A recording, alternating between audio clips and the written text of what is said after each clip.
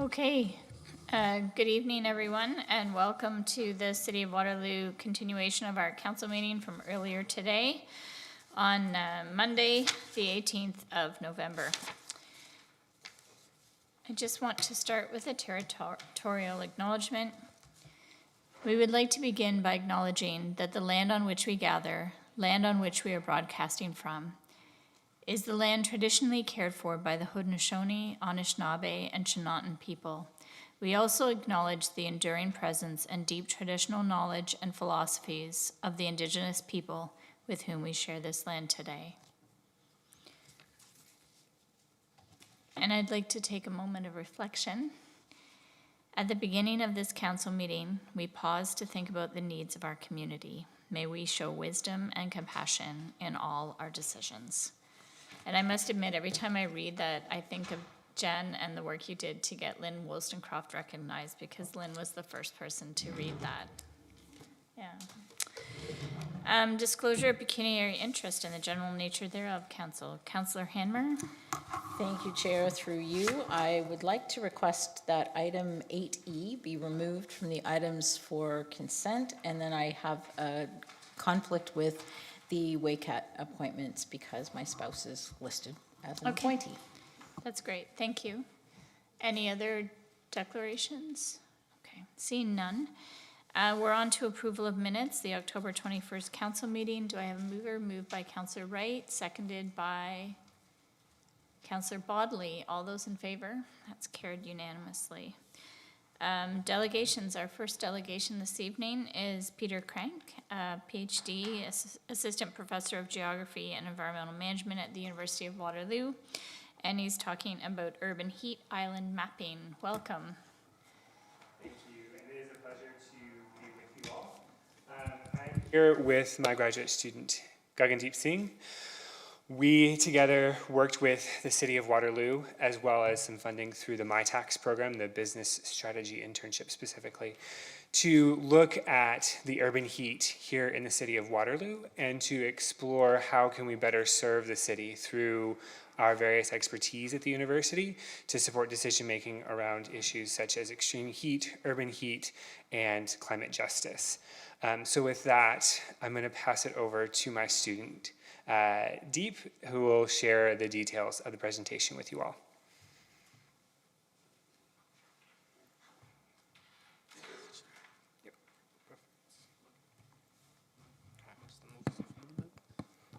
Thank you so much, everyone. So good evening, everyone. Thanks so much. Sorry, I'm just going to need you to speak directly into the microphone. It's super hard to hear you. You can raise the podium if that's easier for you.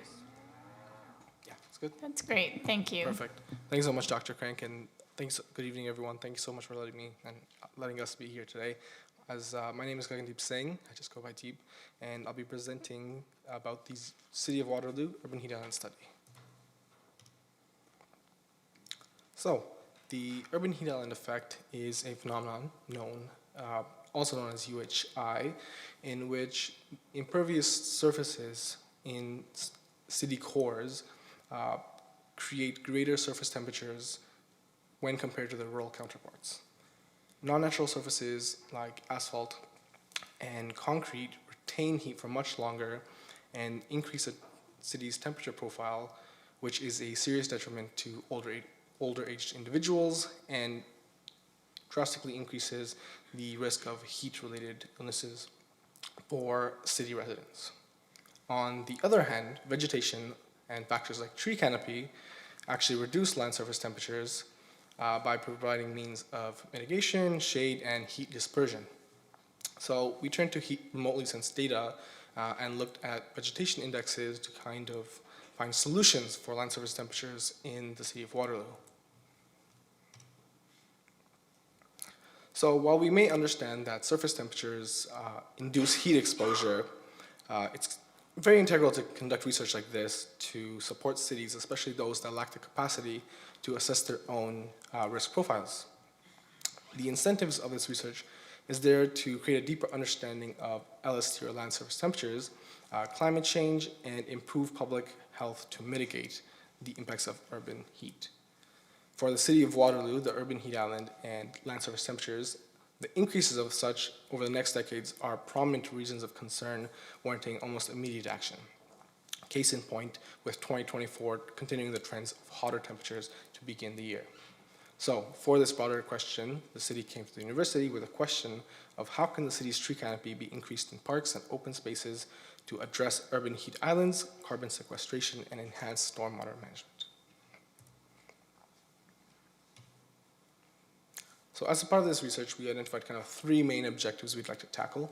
One was to map the urban heat island effect across the census tracts for Waterloo, and this was done through Google Earth Engine as a remote sensing tool to help identify vulnerable locations across the city irrespective of heat stress.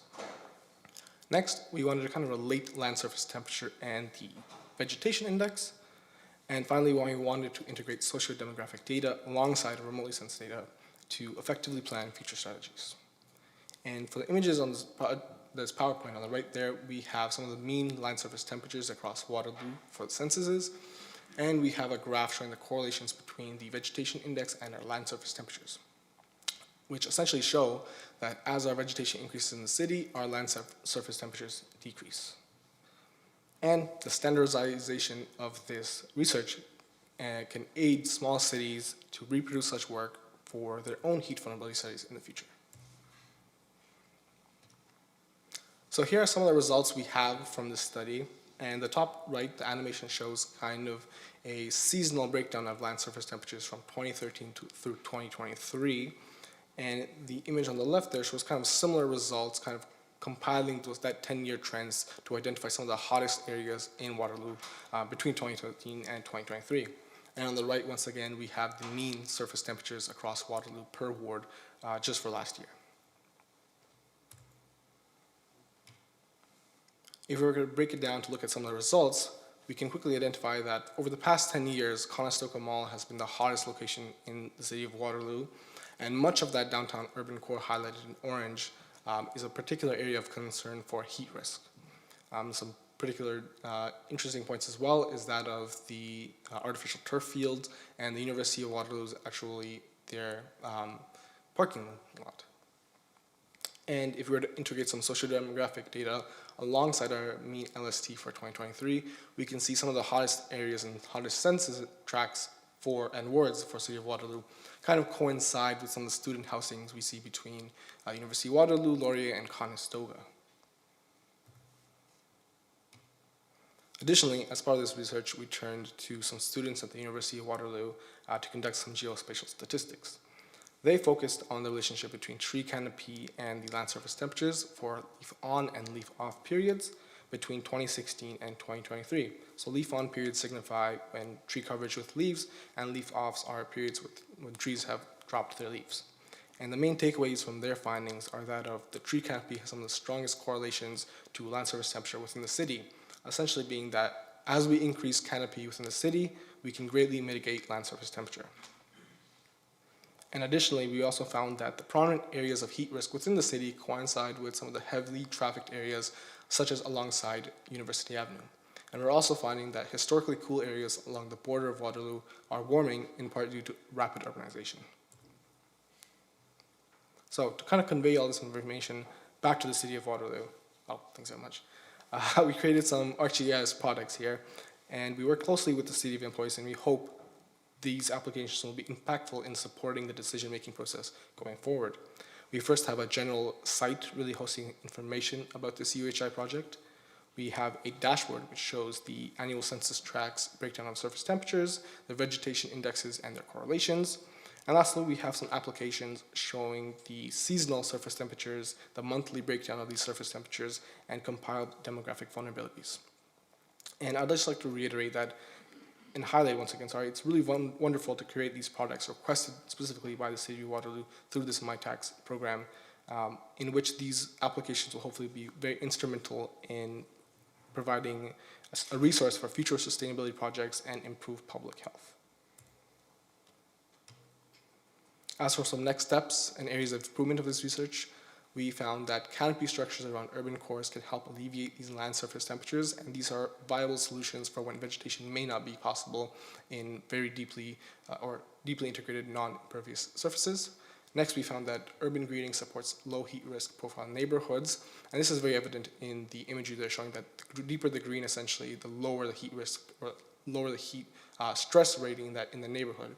And this goes hand in hand with sustainable development of sustainable urban expansion, which can help preserve the natural environment. And finally, it's integral and for us that the collaboration between the city and university continue to better explore the impacts of extreme heat on residents, and this can be done through projects such as a street level data collection studies, for instance. And overall, I'd just like to reiterate that the mapping of surface temperature for the city of Waterloo, or any city as a matter of fact, creates a stronger narrative for climate action. And I'd like to highlight that this ongoing work will continue and will go into supporting Waterloo's urban forestry greening plan. And last but most importantly, the open access nature of this research done in this MyTax organization between the Waterloo University and the city will be integral for helping to empower cities across Ontario and Canada to map their own heat exposure profiles. Ultimately, this goes to improving public health and strengthens climate change adaptation efforts. With that, I want to acknowledge all the wonderful people at the MyTax project, the City of Waterloo itself, and the University of Waterloo for supporting this project, and special thanks to all these wonderful people as a part of this project for whom this project wouldn't be possible. So thank you very much. Here's some references and really appreciate the time here today. Yeah, so we really appreciate any feedback you guys have for us. We desire that this be useful to the city, both for the council as well as for the employees. So thank you. That's great. Thank you very much. Really appreciate the presentation. It was quite interesting. Council, any questions for the delegation? Thank you. Oh, yep, Mayor McCabe. Thank you. Thanks very much for undertaking this work and for working, and to staff for participating in this as well. It looks really interesting. So I'm just curious because a couple of the places you identified where there's a problem with the heat island is in our uptown, where we know there's, that our public square. But we keep that for, big public events and stuff like that. Do you have any kind of, just off the top of your head, suggestions for how, when it's not being utilized? I mean, we do put in shade structures and stuff like that, and we have the leaves that were in the picture, but do you have any kind of ideas of how spaces like that could be cooled and then easily kind of transformed back into a space, like a usable space for the variety of events and activities that we have there? Yeah, absolutely. So in those types of environments, the ability to have removable shade, whether that's pergolas and other gazebos that could be installed and removed pretty quickly, are great ways to be able to mitigate the heat in the summer months, while also recognizing that in the winter months, we would actually prefer that we can have the sunshine on us. So using those types of mobile shade structures can be really helpful for the parts of Uptown that are going to be spaces that we're constantly using for various events and such like that. But we can also explore other ways of putting in like green walls and other types of vegetated structures that wouldn't necessarily take up as much space as, say, putting in a full tree, but could still provide some cooling in those areas along the way as well. Okay, thank you. And I was just also wondered, I'm just forgetting what my question was now. I'll have to come back to it, sorry. Councillor Ray. So I'm just gonna Hold that thought, Mayor. Through you, Councillor Freeman. Thank you so much for this presentation. It's something that I've been keenly interested in for quite some time. And so I'm curious, in the context of demographic vulnerability to high heat in urban settings, and the fact that the university does have a social vulnerability index, and that social vulnerability is something that people move in and out of. Do you have ideas about how we might work neighborhood to neighborhood in terms of helping to advocate for tree canopy? And I'm thinking in terms of our urban tree consultation. We actually have a community meeting tomorrow night at the Waterloo Memorial Recreation Center, and the reason I'm asking is because there is this tension between infill development and then what actually property owners have the right to do because we don't have individual tree bylaws. So just thinking about the ways in which we might incentivize tree canopy at a neighborhood level. Yeah, absolutely. So we are still in the midst, actually, of fully implementing some of the social vulnerability metrics using census track data to be able to build those out, sort of finalizing what metrics and weightings and those types of things. But working with community, in my mind, is the crucial piece of this. For us, this remote sensing work is just the start. We want to work with communities, we want to work with the city, and we want to do on-the-ground work, whether that's figuring out what homeowners are most interested in and what they would value. That might be tree planting campaigns, that might be working on better understanding the responsibilities and the relationships between their property and the curb with the road, and how those responsibilities might be shared. All of those, I think, are ways that we can move toward a more shared type of governance in these spaces to provide cooling for our communities, so that the homeowners are not simply dependent on themselves to provide cooling for themselves, but that we're working collaboratively to accomplish that. Can I ask a follow-up? Okay. So the other piece of that puzzle, I think, is probably our high-performance development standards, which are underway right now. There's a public meeting, I think, on that on Thursday at the Walper Hotel. So that would seem like another connection to make in terms of how we go about new development, because that's really where neighborhoods are being transformed and where much more hardscape is being introduced, where they might have been traditionally high canopy areas. So I would just encourage you, if you have a chance to insert yourself into that process, it might be helpful. Thanks. That's on Thursday? That is Thursday at the Walper Hotel, yeah, in downtown Kitchener. I can send you that information by email. Yeah, thank you. And I remember my question. The marathon. Sorry, it's been a long day. Yeah, thanks for buying me time, Councillor Wright. Just wondered if through this work that you've done, is there information in there that can help our staff better understand like what types of trees or shrubs or vegetation will work in different areas based on the heat mapping of different parts in the community? Yeah, that's a great question. Our work doesn't directly address that, but working with the urban forestry team, we could certainly work together on those types of things, identifying what native species are most appropriate for different locations, whether that's trees or shrubs or sticking to prairie grass and other lower vegetation. We could absolutely work with them on that. Okay, thank you, because obviously, you know, a lot of work goes into planting sometimes, Yes. and if they can't survive Right. or need excessive amounts of water, it's not the greatest either. And then I'm just curious what you said, Deep, I didn't quite catch it, about artificial fields, like turfs. Did you say that that's another area of, that creates a heat island as well? Yeah, absolutely. So actually, I didn't know this myself, but Dr. Crank, as we were going through this research as well, the artificial turfs, which are non-natural grass, actually create really hot and dangerous conditions for not only the athletes there, but for the surrounding schools. And they can reach up to, I think, from the studies you've done in America, almost 90 to 100 degrees Fahrenheit.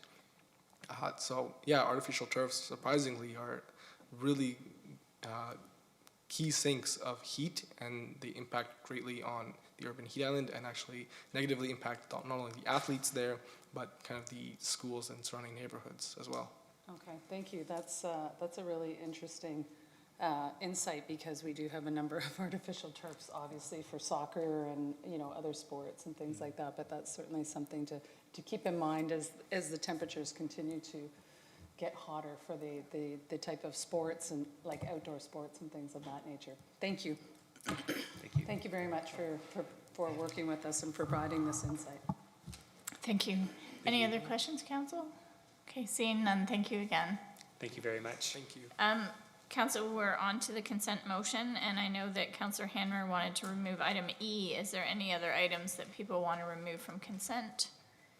Seeing none, may I have a mover? Moved by Councillor Vasek, seconded by Councillor Rowe. All those in favor? That's carried unanimously. We are now going to deal with items removed from consent, which is item E, and we'll vote on everything except for the committees, the committee members for the Waterloo Active Transportation. I want to get this right, the actual title. It's the Waterloo Advisory Committee on Active Transportation. So we will vote on everything except for the recommendations for that committee. Are we clear? Okay, would you like to move that, Councillor Hanmer? Okay, yeah, seconded by Councillor Rowe. Any other comments on this report? Seeing none, all those in favor? That's carried, and we'll just give Councillor Hanmer a quick moment to exit.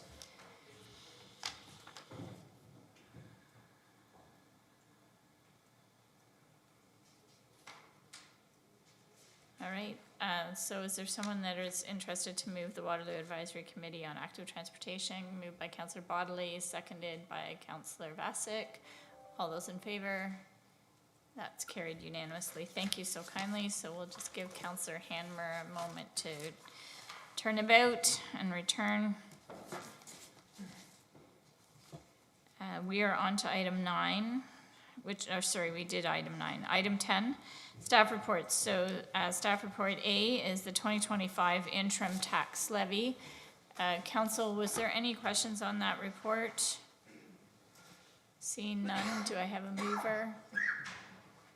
Moved by Councillor Rowe, seconded by Councillor Hanmer. All those in favor? That is carried unanimously. We are on to the Uptown Community Improvement Plan, the CIP 2024 Annual Update and Extension. Any questions on this report, Council? Mayor McCabe? Sorry, I'm just going to give Kristen a chance to move to the chair. Thank you.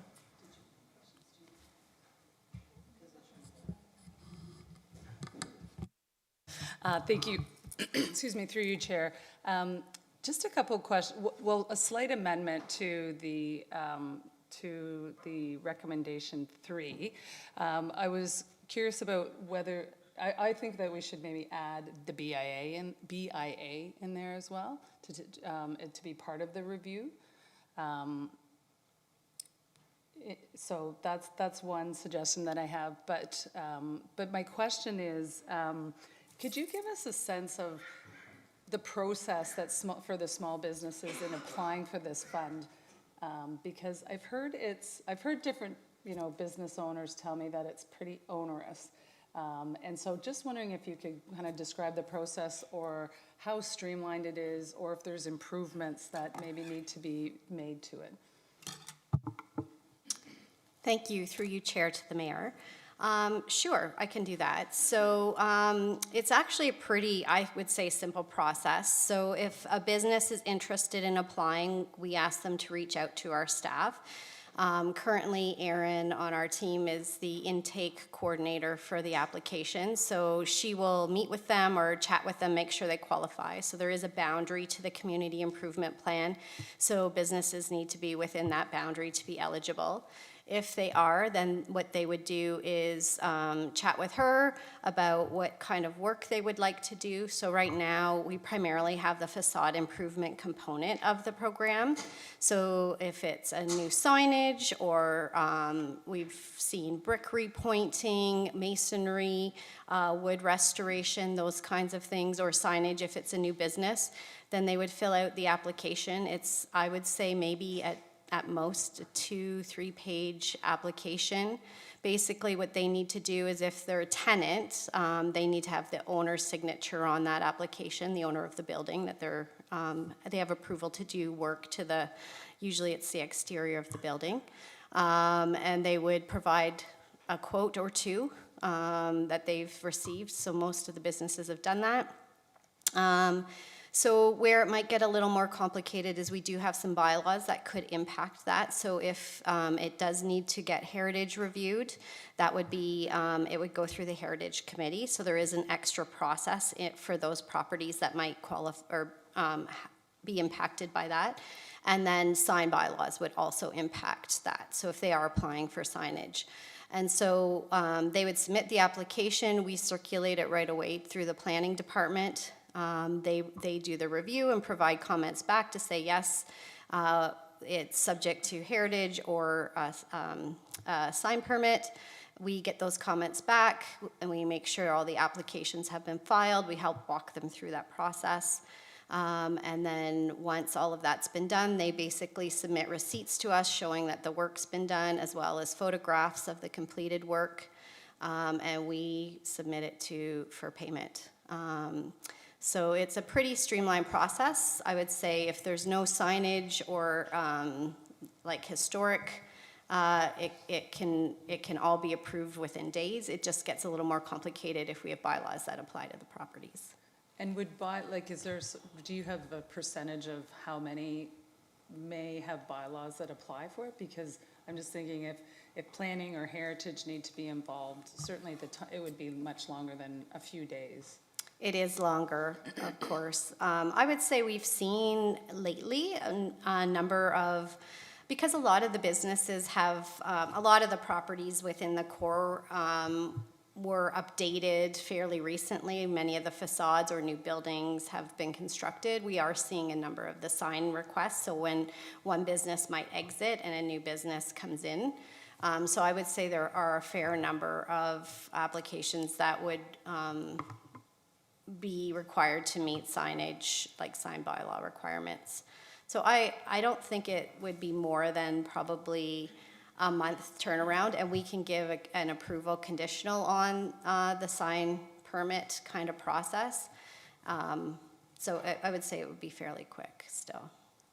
Okay, I mean, and just in my, the course of, talking to a variety of people in the community, or in the Uptown particularly, I've just heard off and on that by people who, they kind of say like it's almost not worth their time to apply for it because there's concerns, as I said, about the length of time and the amount of paperwork and things like that. So has it been reviewed, has this process been reviewed within the last couple of years, or?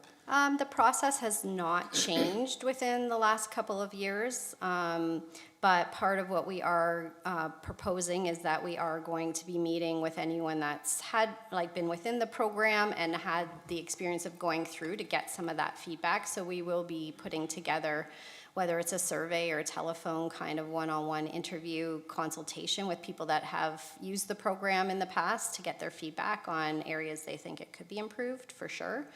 We also plan to consult with the BIA, their staff, but I think the people that have actually gone through the program are the ones that would have the most, hands-on kind of recommendations for us. So that's what we would be planning to do in terms of our outreach, to get that feedback back and then look at the program overall, what components have been successful, what have been less successful, areas to improve our marketing or communications around that, so that we can come back to council and make some recommendations. Okay, I'm glad to hear that you're going to, I think it's important to talk to, obviously, the people who've been through it, but also the BAA, because my understanding is they often, the businesses reach out to them with questions, and there's some navigation and stick handling that happens through the BIA as well. So I'm glad that you raised that, because I was going to add that as direction following the discussion of this. So, but I would like to, when the time's right, just suggest or to make a recommendation and to say that the council directs staff to undertake a review of the Uptown Community Improvement Program, including the BIA, and then report back by December 31st, 2025. But I'll stop there and let Councillor Wright ask her question. Well, all right. Did you want to just put that motion on the table, with that wording? I think that staff, did you get that, Natalia? It was item 3, it says that council directs staff to undertake a review of the Uptown Community Improvement Program, including the BIA, and report back before December 31st, 2025. Yeah, sorry, is that? That's Okay. all I wanted added right. in there. Thanks. Councillor Wright? Thank you, through you, Chair. I'll just comment very briefly on some of the conversation that I've had with our ECDEV staff on this, and also because they they participate in the BIA meeting. So, you know, part of the conversation that we have had about CIP has literally been about engaging landlords. And there has been a lot of landlord consolidation uptown. And so that, I think, is partially a factor in all of that, is the communication actually getting to tenants and buildings so that they're aware that this is an opportunity at the time, like timing is critical, in the timing that they're considering new signage or new facade updates, and there's probably quite a bit of education required that possibly the BIA could be helpful in. But then the other factor too, I think, is just the turnover that we've had in businesses. Like in the report, it shows that $999,000 was spent in 2017, which kind of shows you that there was an era when there was high uptake, and then we had LRT construction, and we had pandemic closures, and then, you know, a whole crop of new businesses have emerged, which would have low awareness, I think, of the CIP program and related benefits. So there's definitely some sort of education piece here that would be really, really helpful. And I think that also lends itself to the heritage piece too, because to know that, you know, you had mentioned that maybe 6 properties, I think, have taken it up, the heritage properties specifically. So then there becomes another opportunity for the city to do, you know, some streamlining with our heritage designation and make sure that businesses understand that this is an incentive available to them. It just feels like somewhere in the midst of there, we've lost some understanding of what the program and its benefits are across the small business community, and maybe you have thoughts on that about how we might be able to tackle that. Thank you, through you, Chair, to Councillor Wright. Yes, we have seen varied uptake, absolutely. Now, in 2017, there were a number of components that we sunsetted. So there were multiple programs that are no longer available, which would also maybe partly account for the additional outflow of funds through the program. But absolutely, there's always ways to improve our communication, and I think you touched on a number of the reasons why the communications and ongoing communications are really important. I know coming out of COVID, we did do quite a bit of direct outreach. In fact, a previous member of our team that was overseeing the program went out and actually knocked on businesses, talked to them. But it can be timing if you get the right person who's actually making these decisions versus somebody not. We did a direct mail drops. We actually did radio advertising coming out post-COVID as well around the program. So we've tried a number of different things, but that will also be part of our review, is looking at how can we improve those communications. And always the BIA is our key go-to to help get the word out for sure for those programs. Councillor Wright, did you want to move, like, second the motion? Yeah, did you have any changes to it, or are you good with the wording? Okay. Was there any other questions for staff on this item? Okay, thank you. All those in favor? That is carried unanimously. We're on to the purchase of 6 plow trucks. I always think it's very exciting when we see the snow plows go by in the winter. None of us like to clean out the base of our driveway, but did anyone have any questions on this? Is there a mover? Moved by Councillor Hanmer, seconded by, sorry, I saw a bunch of hands, Councillor Roach. All those in favor? All right, we have 6 plow trucks carried unanimously, sorry. Just swallowed the wrong way. And now we're on to the Waterloo Park, EB Farmstead, and we have some introductory remarks that are going to be provided by Robin.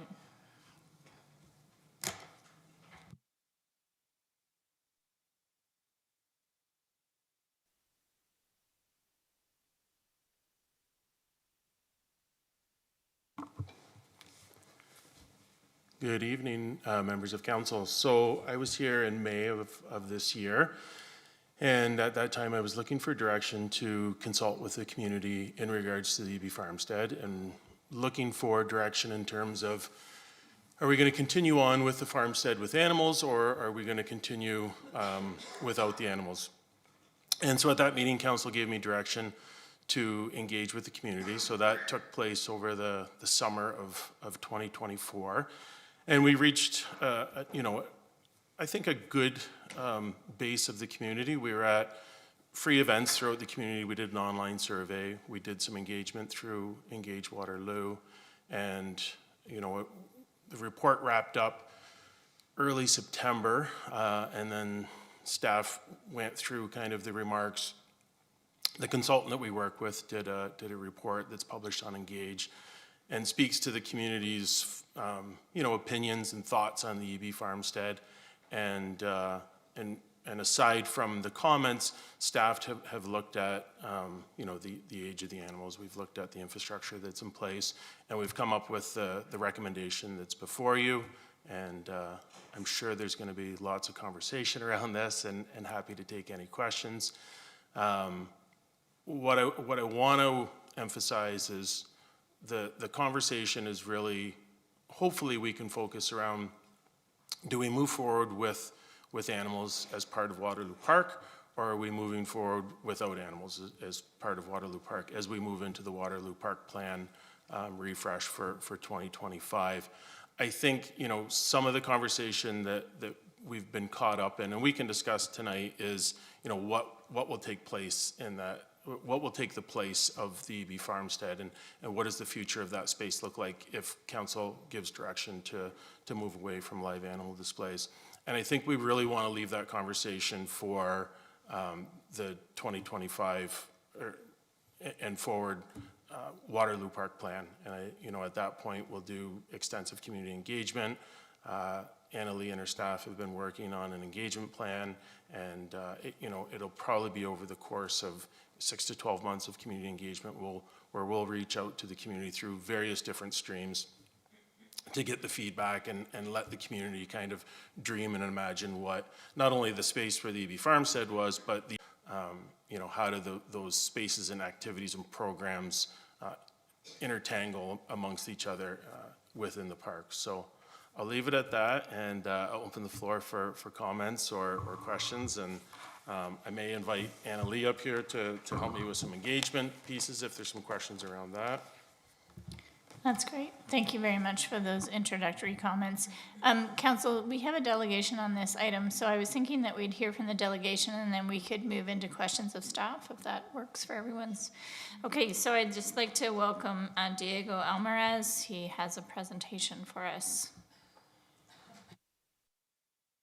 Welcome, Diego.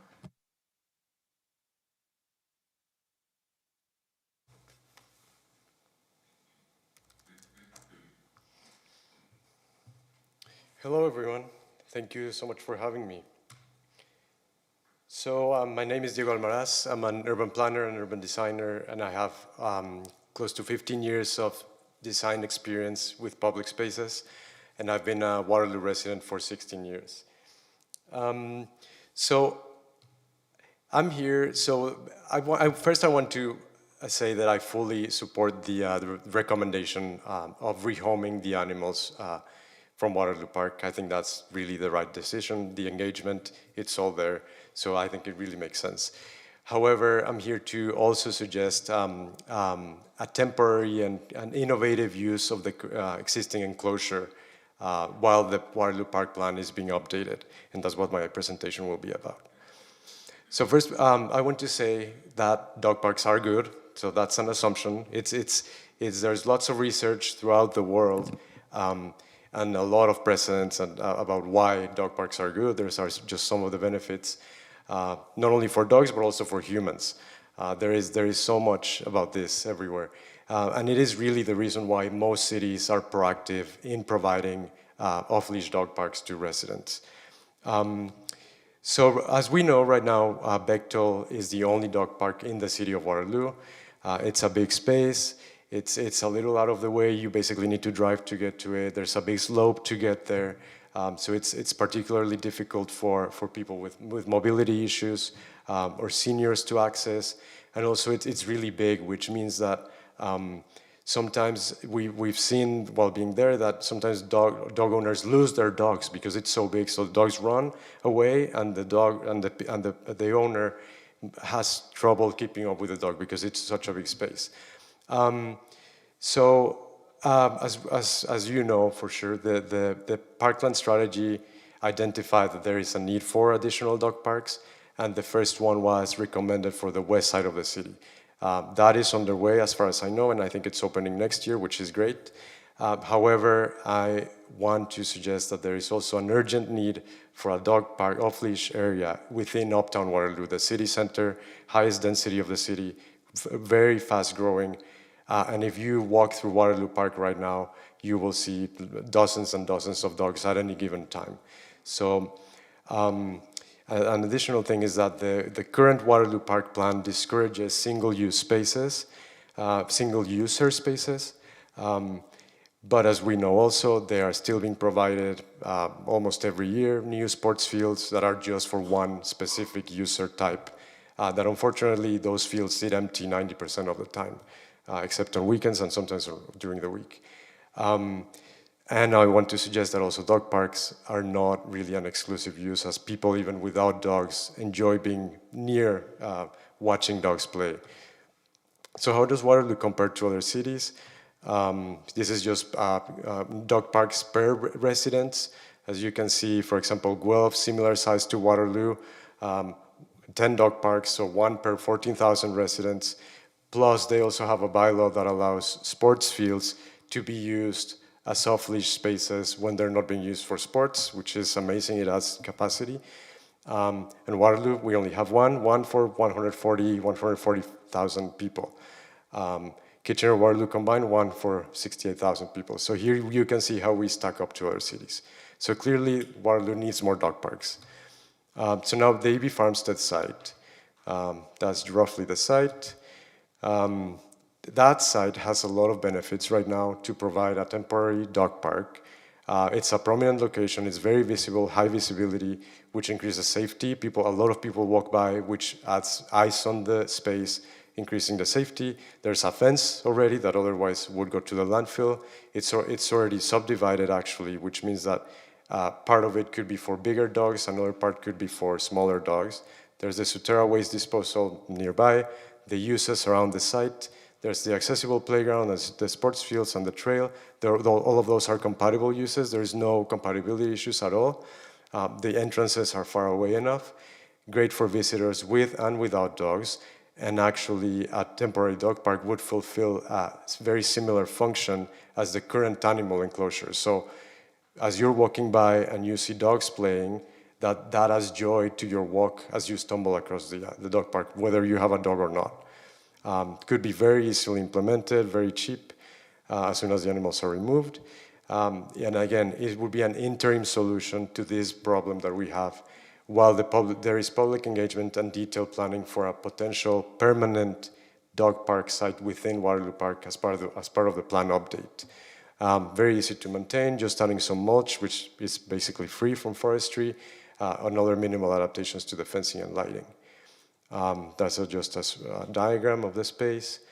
Comparing to other places, to other dog parks in Toronto and Kitchener, dog parks come in every size. Basically, they adapt to any site that we have.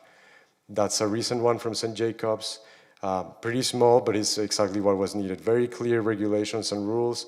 The Sutera waste disposal, this was done through donations, actually. The residents got together, organized to get donations with support from the township, and it was done in a matter of months. Anticipating some potential issues, maybe additional parking demand for people driving to the dog park. Well, there are lots of parking lots on the edges of Waterloo Park, and people are already walking their dogs, so this would really satisfy that need for a dog park. Compatibility, as we said, there's no issues with compatibility. Permanence, so if people start using the dog park, but they expect it to be there forever, as long as there is very clear communication, and a big sign saying temporary dog park, Waterloo Park plan update on their way, please submit your feedback. People understand that it's temporary. So then it could be moved to another site. Noise, there's no residential nearby, so there's no noise issues. The size of the site, as we said, the dog parks can be any size. Very low cost, lots of savings, definitely way less than the $75,000 allocated for the operations of the animals. So those savings could be used for other things for the park. There were, in the engagement, and as I'm sure Robin will talk about, a lot of respondents talked about innovative uses for the site. And there were a few mentions about a dog park.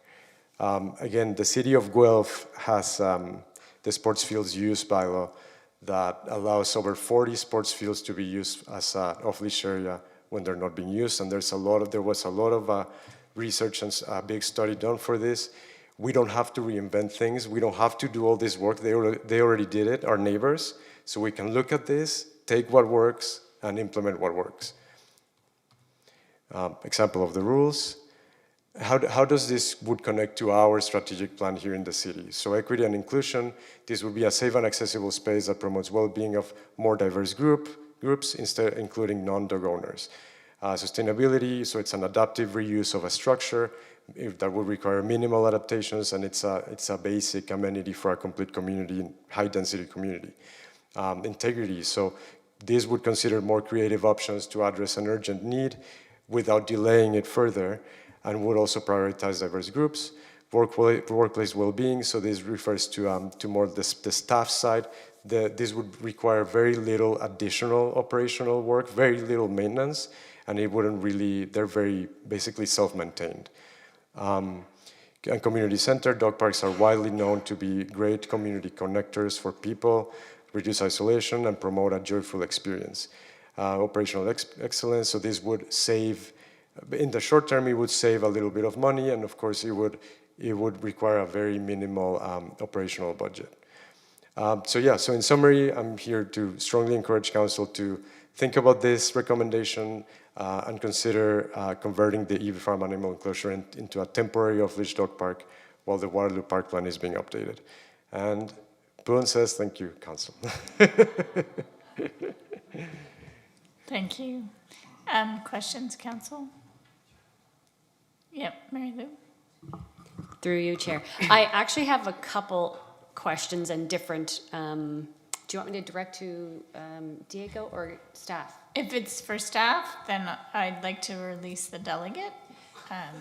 Okay, then, or unless someone else has a question for the delegate, then I can Okay. hold for staff. Okay. All right, seeing no questions for you, thank you, Diego, for Thank your you very much. presentation. All right, questions for staff? Councillor Rowe. Thank you. I have a dog park question, but I'm going to start with another question. Just in terms of engagement, when I was reading the report, what I observed was that through the engagement, I didn't see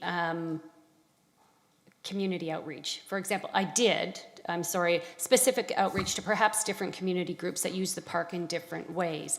And I think I just wanted to clarify that while the staff recommendation may have been the same, I would be interested in understanding different perspectives and how different people use the park. So what I'm wondering is, in terms of engagement moving forward and any future discussions about what the reuse of the park space could be, for example, how that engagement might look from your perspective in terms of working with the Ready team and different opportunities for outreach. Through you, Councillor Freeman to Councillor Rowe. Looking forward to future projects that happen in the park, including the park plan update. We have started to engage with the Ready team to learn of those hidden populations that we need to be speaking to and to be reaching out to and meeting where they are at. So yeah, that work is ongoing, and we look forward to being able to implement it in the future. Great, thank you very much. Okay, then I will switch over to the dog park question. I'm sure I'm not the only one who'll have questions about that. What I'm wondering is, if the dog park temporary use was a consideration for that space, what would that look like in terms of what would be required, like in order to make it useful or appropriate for a dog park. Sure, through the chair, to you, Councillor Rowe.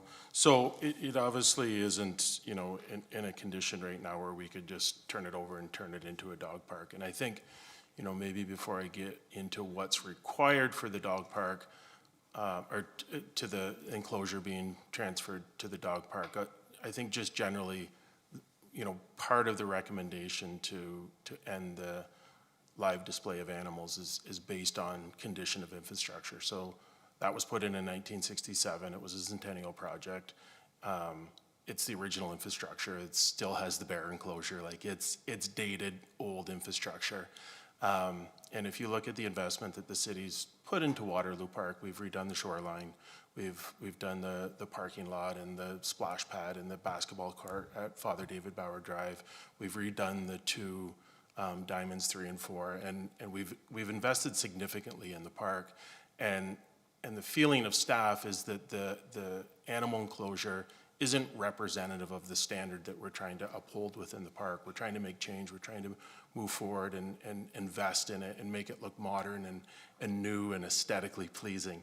And so the age of the infrastructure and the condition of the infrastructure is a partial rationale behind, you know, the ending of the live animal displays. And so, you know, that aside, you know, looking at what we would have to do to make that available for a leash-free dog park, we'd have to investigate more fulsomely, but at kind of a first glance, you know, the animal enclosures would have to be removed. The buildings would have to be removed. There's some electrical infrastructure within the compound that would have to be removed. There's rock outcroppings and unlevel surfaces that would have to be graded out. There's actually a really nice tree canopy within the enclosures themselves. There's some sugar maples, there's a nice big white pine, there's an oak tree. And you know, as much as we've had hooved animals in there that have contributed to compaction, we'd want to be really sensitive to, you know, the future impacts to the canopy and the root zone protection. It's generally uneven surfaces. There's no ground cover in there, so it would need some type of a ground cover. In the report in May and in this report, I speak to kind of some erosion issues that are in there during significant weather events, so those would have to be addressed. There's barbed wire still in the fence. I think we'd want to take the barbed wire down. I might have some other notes here.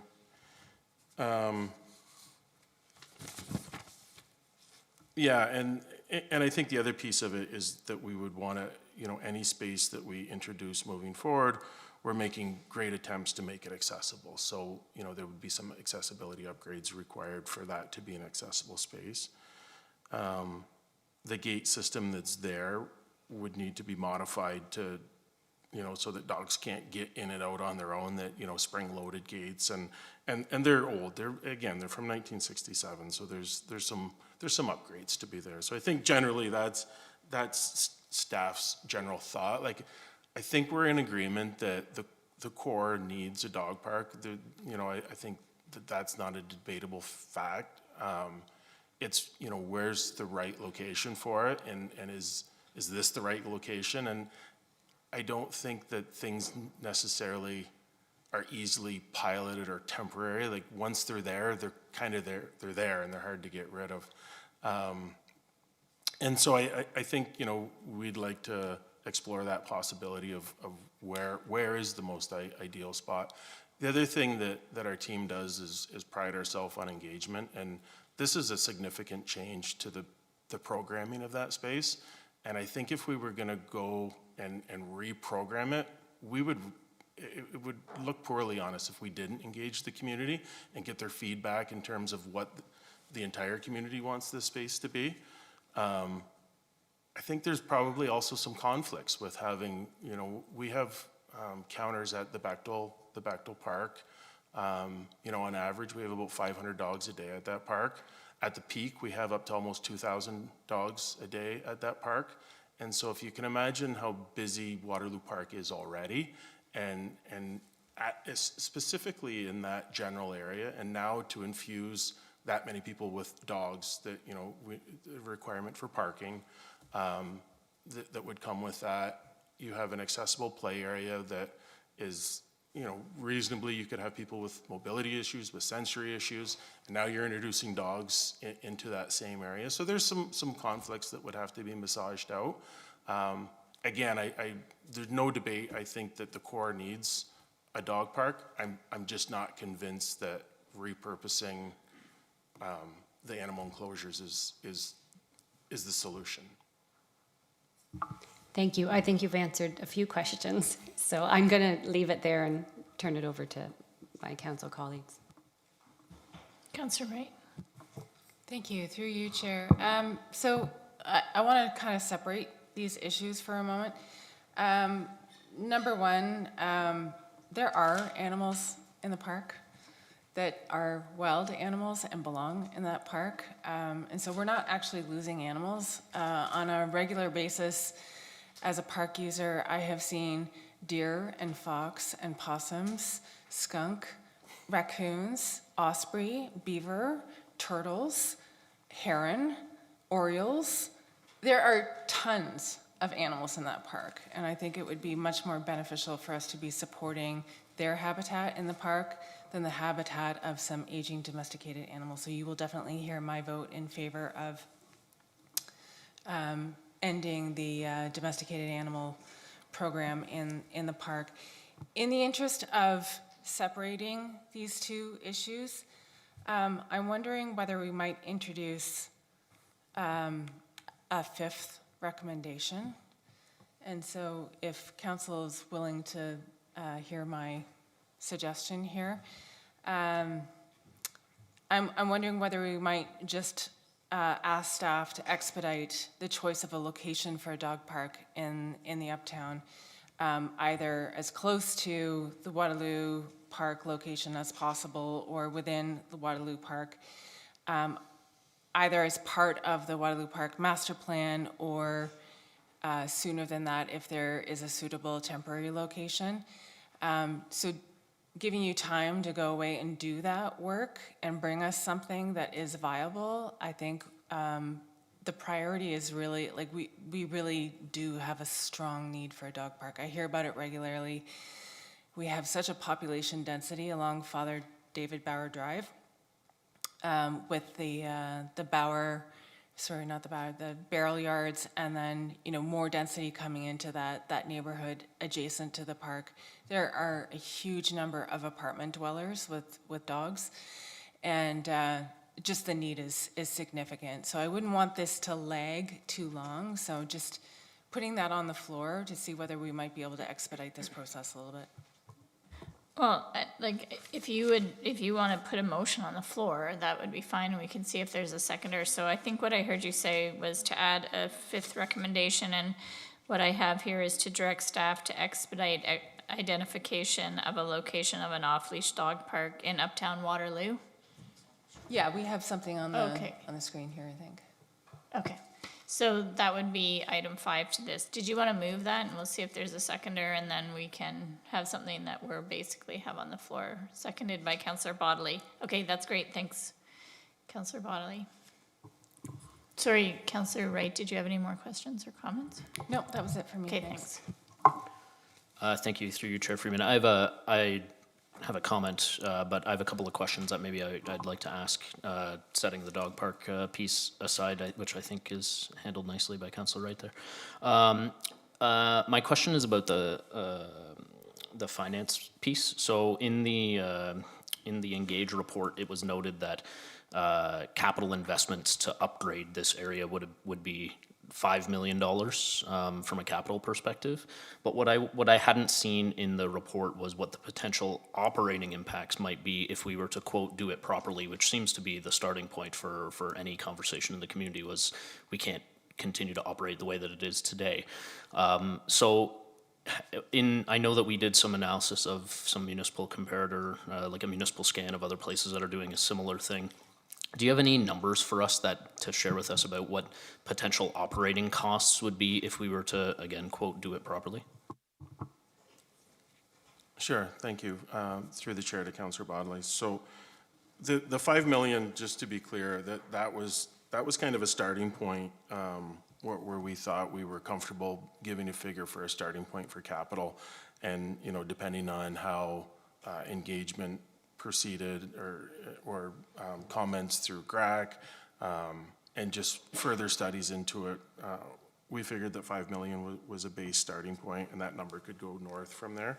In terms of the operation, we didn't dive deep into the operation from through our numbers, but what we did was we relied on the comparators.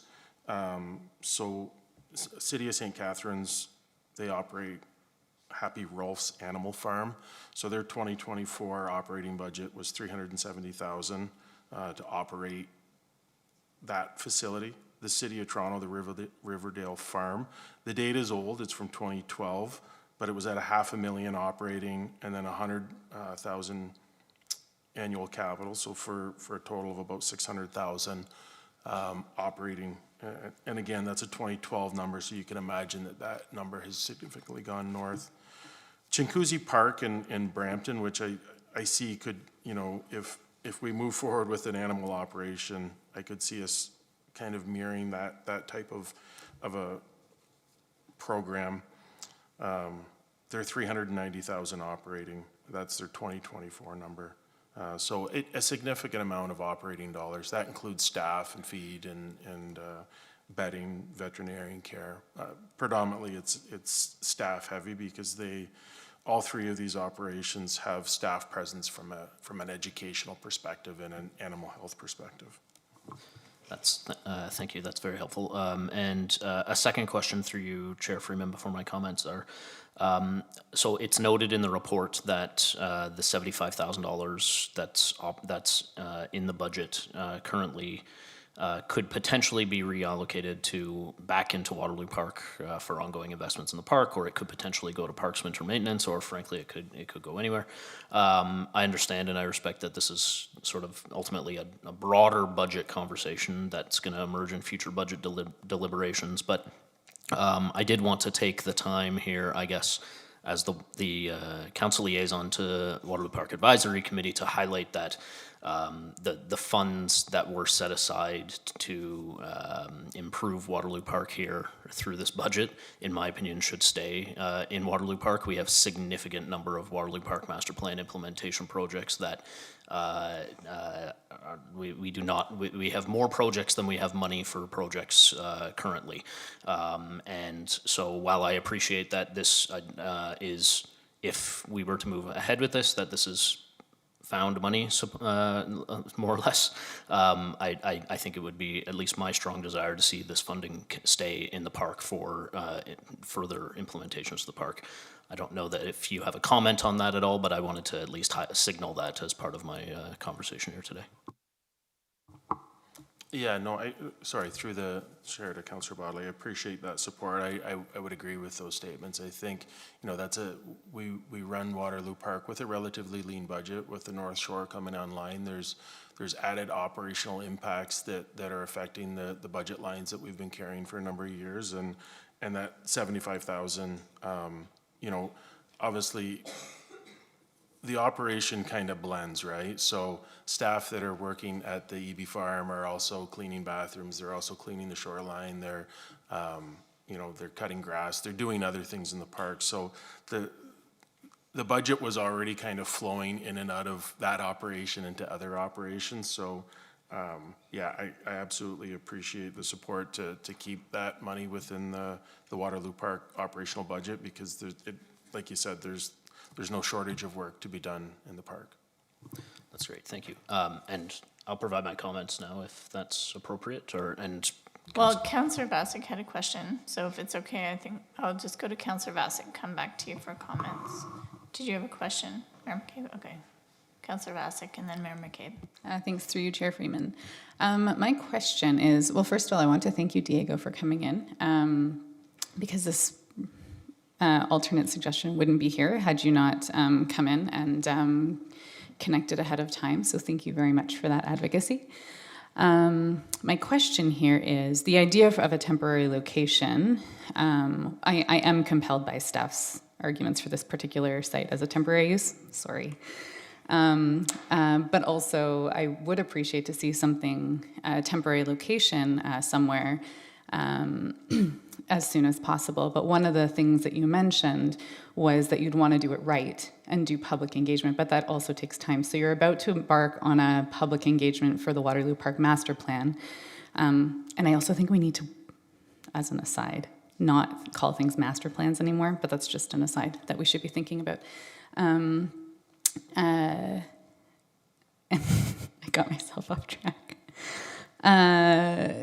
Right. So you would like to do it right, and you would like to do public engagement. You're about to embark in public engagement next year, which will be an extensive process. But this motion also suggests a temporary location. So would a temporary location potentially outside of the master plan process, if that's what you deem as the right timing, how will you do public engagement for that? How will you do it? How does staff have the capacity to do a potentially interim public engagement for a temporary dog park and then embark on a new one next year? Embark on a new one.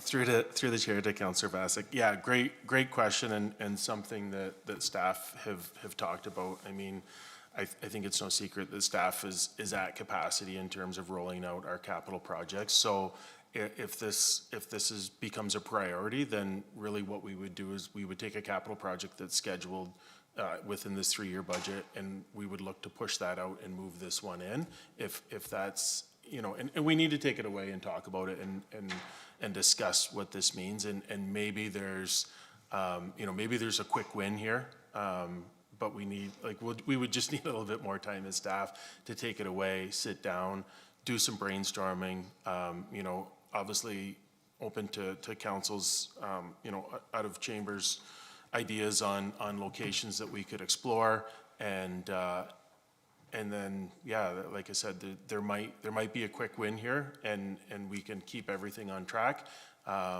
But I do feel that an engagement piece is important, especially if it's in an area where we're introducing, you know, something that's completely foreign to that area. But yeah, we would need some time to take it away, and I don't know if you have anything further to add to that. Yeah, I think there is heavy controversy over dog parks. As much as there's, you know, they're a great thing, they're in the wrong location, they can go really bad. And you know, I know Diego brought up Guelph as an example, and they lived it. I think it was in 2017. They put it in the wrong location, and they made the national for it. Like, it was a complete disaster for them, and that dog park is no longer there, right? And so I think that kind of emphasizes that you got to get it right. You got to have it in the right location. And I think even on a temporary basis, we would want to, you know, not race into it. We need to make the right decisions and consult with the neighbors, and, you know, and it's even things just like doors opening and closing at early hours of the morning in an area where maybe there wasn't a lot of traffic historically, right? So, you know, all of a sudden people are showing up to walk the dog, and they're closing the door, and they're hitting the like lock button, and it's going beep beep, right? And it's in a neighborhood that wasn't used to that. So we need to make sure we do it right. Yeah. Okay, thank you. Then I have a follow-up question, which is, are you imagining that you would engage the community for a temporary location and then also for a permanent location? Or are you imagining that a temporary location will become a permanent location? Through the chair to Councillor Vassic, yes. I think we would need time to think about that. Like, I mean, I think we could find a temporary location that becomes a permanent location. We just haven't had enough time to really think about it. Like, I do believe it's a big decision, and I know it doesn't, you know, it's fencing, but it's everything that comes with it, right? It's people traveling from other areas of the city to use it. It's extra vehicles, it's extra waste, it's increased maintenance. And we just, you know, tonight isn't enough time to give you a really great response to say, you know, that this is our game plan moving forward. I think we can come up with a game plan and report back on what that looks like, but we just need some time to really, you know, think it through and come back with the right solution. Yeah, I think that's fine. Some time is fine. That makes sense. And I'll just leave you with my thoughts, which is I think I'm of the mind that if you found a temporary location that didn't need public engagement because you thought from your staff perspective that this was an appropriate location, I think I would be supportive of that. Whether you have to come back to all of council or not is, you know, possible. That's fine. And then if that could be quick and you could just do it and it didn't take too much staff capacity, there's a real need. So let's see what's possible. The Uptown is loud, so maybe there are locations we haven't thought of that if someone were to, you know, that is just one example you gave, you know, beep their car, lock their car. It wouldn't be so much of a nuisance. So if we can do that and expedite it without too much public engagement for a temporary location, maybe just sort of like a neighboring engagement, you know, for the people who might be most affected, so that doesn't burden staff and put too much extra capacity, that makes sense to me, while also considering a more permanent location through a more extensive community engagement process. And that's also recognizing that once you put a temporary location, people will become used to it and they will think the temporary location will be permanent. So there's also some work to do there, but that's my perspective for now that I thought I'd share. Mayor McCabe. Thank you, through you, Chair. It's interesting. The discussion I thought tonight was going to center more so on the actual, you know, live animals that are currently in the enclosures. But sounds like we've already moved on from there almost, and we're talking about dog parks, which is fine. But I think you made a really good point, Councillor Wright, about there are lots of other animals, like naturalized animals, that are in the park already. But since we are kind of kicking around the dog park idea, I'm just really curious, based on Diego's presentation, about the use of sports fields and why other communities do use them for dog parks, whether they're leashed or unleashed. I'm not sure what the case is, and why we don't.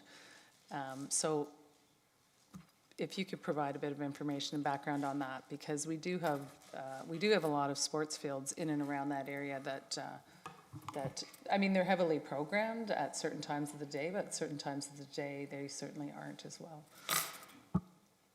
Sure, thanks for the question. Through the chair to the mayor. So I really wouldn't have put enough time together to provide a formal or you know, a comment back to where I've could have a chance to talk to staff, but I can give you I've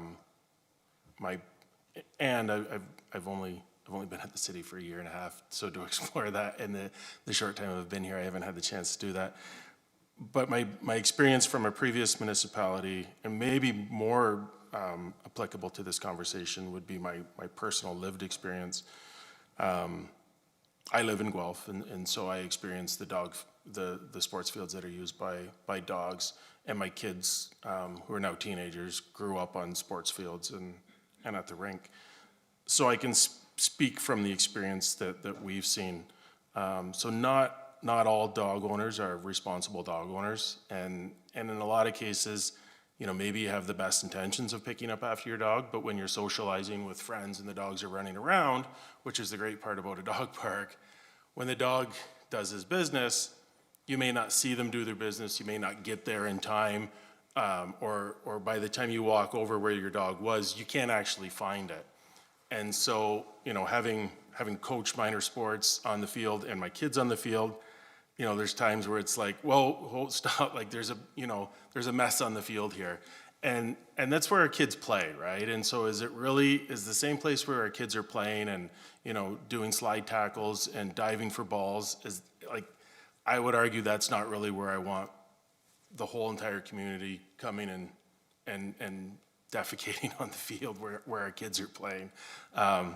So that's my personal opinion on it, and I think, you know, if it's council's direction to explore that, we can explore that further. But it's not somewhere where I think we can find better solutions, is maybe the better way to put it. Okay. Thank you, Robin, and yeah, I fully appreciate that we've kind of put you on the spot tonight with those kind of questions, but just good to know sort of high level why there's such a discrepancy with Waterloo versus some other communities on that particular issue. Just specifically related to the park itself, or the EB farm itself, I'm curious about, in your opinions and the research that you've done, how, like, because this topic about whether or not to close EB Farmstead has come up certainly more than just tonight. Like, this isn't something, this was, I think, the last one, was it 2009 in the report? I'm just curious if through, I know you've been with the city for about a year and a half, but maybe someone who's been here longer, like, if you could give us a sense of why this has come up 3 or 4 times over the past few decades, and then why nothing has changed with it, and sort of really what's led us to the point where we're at today. Sure, through the chair to the mayor. So in the research that I've done, it seems, as I indicated, this was a centennial project that was built in '67. It seems like 1989 was the first time it really came up as an identified project to be improved or expanded, and that was in the Waterloo, the 1989 Waterloo Park Plan. And then nothing was implemented from that, and the infrastructure stayed the same. In '92, there was an EB Farm study, and it was a full implementation plan, and it was a complete study. This is the book here, so it's not like an insignificant document, and it has like architectural renderings, it has recommendations on grazing areas. It's a pretty comprehensive document that recommends large-scale improvements for the farmstead, and nothing came of that. It remained as it was, and its competing priorities is what I would say. I mean, I wasn't here, obviously, but I would say, when you're competing for finances for capital and operating, there's just competing priorities, and sometimes, maybe it's roads and bridges, maybe it's facilities, maybe it's storm. There's only so much money that goes around, and obviously the councils, previous to yours, didn't see this as a priority when they were competing for that capital. In 2009, the Waterloo Park Plan that's in place now made similar recommendations to improve, the grazing area, the shelter areas, the public interaction, and nothing happened there. Then in 2016, there was a functional study of the Central Promenade, and there was recommendations in there.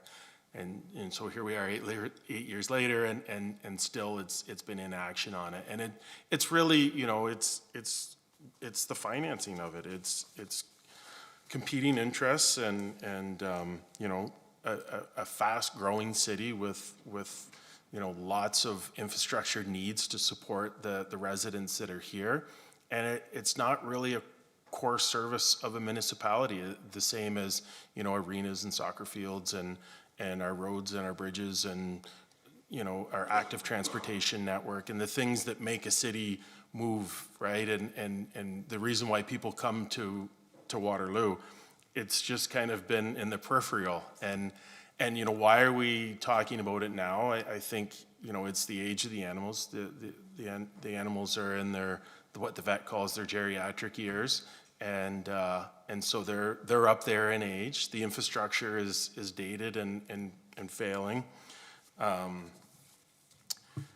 The demographics of the city have changed, right? Like, I think, if you go back to '67, the population of Waterloo was 40,000. So, I imagine that we were kind of not agriculturally focused, but we had some awareness of our agricultural surroundings. And so we could relate to animals being raised and cared for as livestock. And I think, as the city matures and we have residents that are, they're urban people, and they look at the animals as pets and not livestock. And so they question why they're in pens and why, they're out in the heat and they're in the rain, because they're not used to seeing livestock raised and cared for as livestock.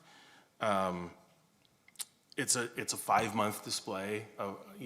We bring the animals in May and they leave in October, And I think through the park plan, we can come up with a creative way to program the space 12 months of the year. So, you know, for 5 months, or sorry, for the other 7 months, it kind of just sits as a dormant space. And I think we can offer more than that to the community.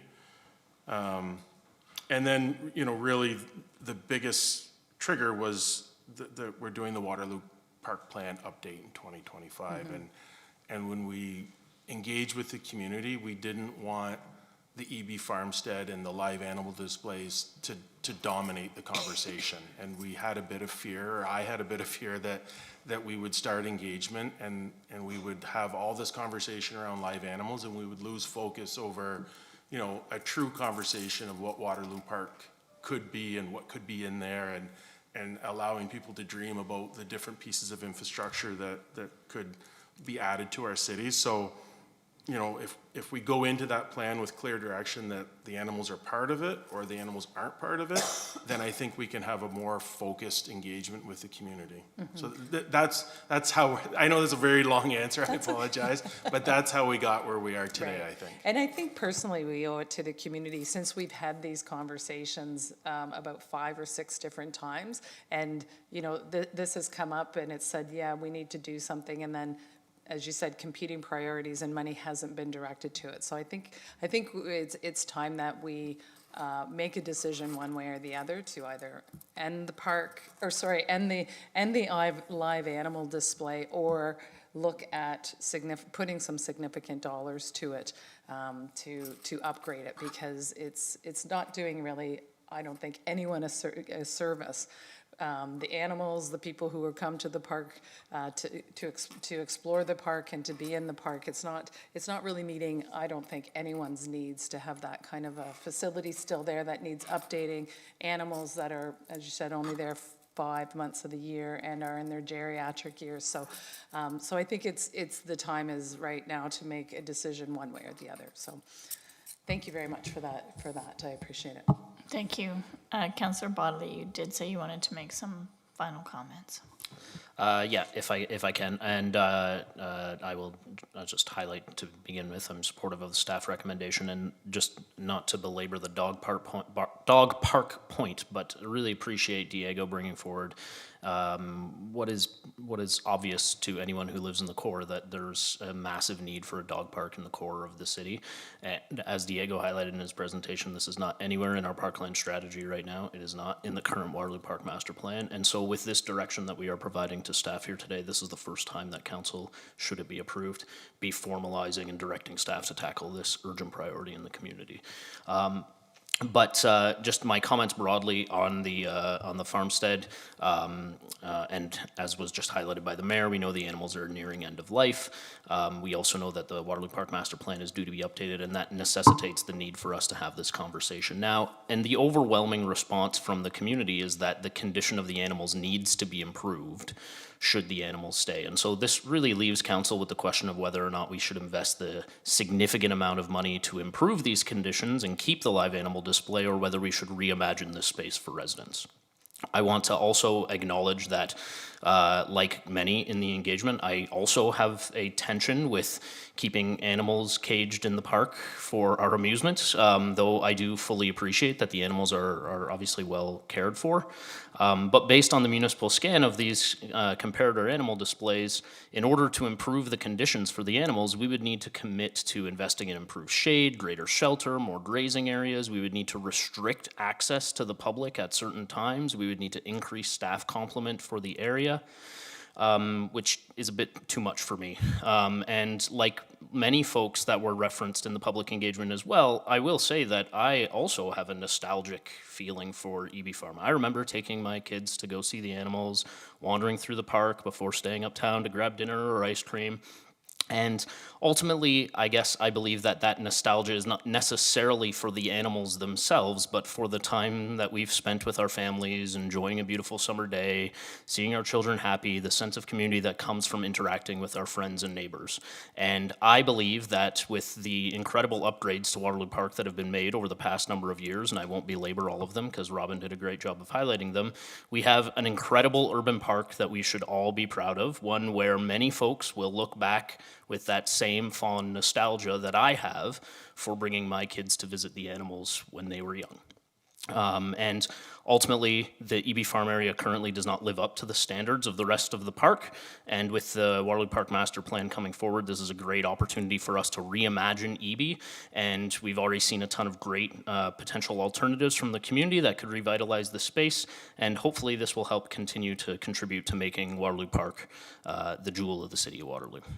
So happy to support the recommendation, and thank you. Any other comments, council?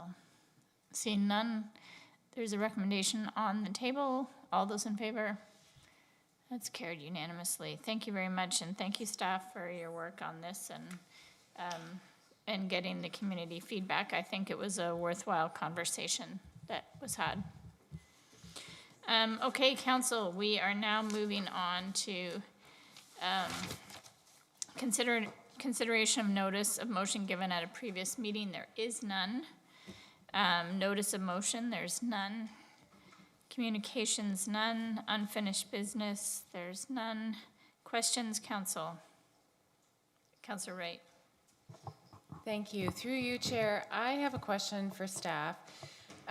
So I think it was last week, Commissioner Ormson and I were talking about vacant building policy and the fact that we don't have a vacant building policy. And at this point in time in Ward 7, we have a lot of pressure from vacant buildings. And so I was wondering whether staff could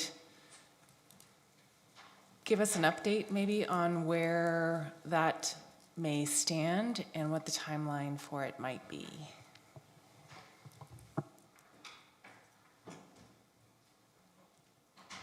Through you, Chair Freeman, to Councillor Wright. Thanks for your question, Councillor Wright. As you mentioned, we had a very brief conversation about it last week, and I can elaborate a bit more. It's really, it would be a joint effort between our Building Standards Department and Municipal Enforcement. At one point, there was a work plan item in Municipal Enforcement to look at just that, a vacant building policy. It's not as straightforward as it seems, because to just demolish buildings at will, we're concerned about the loss of valuable housing stock.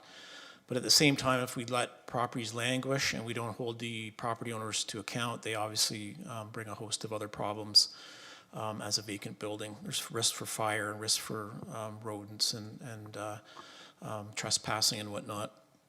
So I think that's one thing that Commissioner Dykstra and I discussed. We had to put it on pause for a brief period of time just based on staff workloads, but given the fact that there are some more vacant buildings in the city, I think we should reactivate that early in Q1 of next year. Okay, thank you for that. I think that would be helpful to just sort of see where it's at in the new year. I appreciate that. Any other questions? Seeing none, on to new business, council. Any new business? Councillor Bassick. Thanks, through you, Chair Freeman. Last week I had a chance to go to the Child and Youth Planning Table Conference at the Kitchener Public Library called Forward Together, Activating Change, Amplifying Belonging. There were a ton of great speakers, local and otherwise, talking about youth belonging in the city. And that's youth engagement and youth in public spaces has come up a lot recently in the city, in my ward, and I believe other wards as well. And so I think it was a real good call to me to what I've been thinking about is, you know, what activates belonging and how overlooked youth in our city are. Not the ones who maybe play sports in our facilities, for example, but how overlooked they are, but how we oversee certain youth, certain equity-denied groups, certain groups who might be misbehaving for who knows what reasons. So they're either a hidden population or an overseen population. And I think it's important that we, and what the conference really made me feel like at the end, is that we truly try to see youth, and we try to see them and be with them and support them along the way before they are seen in that negative light. So really good conference, and so thanks to the Child and Youth Planning Table for that, and to city staff who were there. And there were,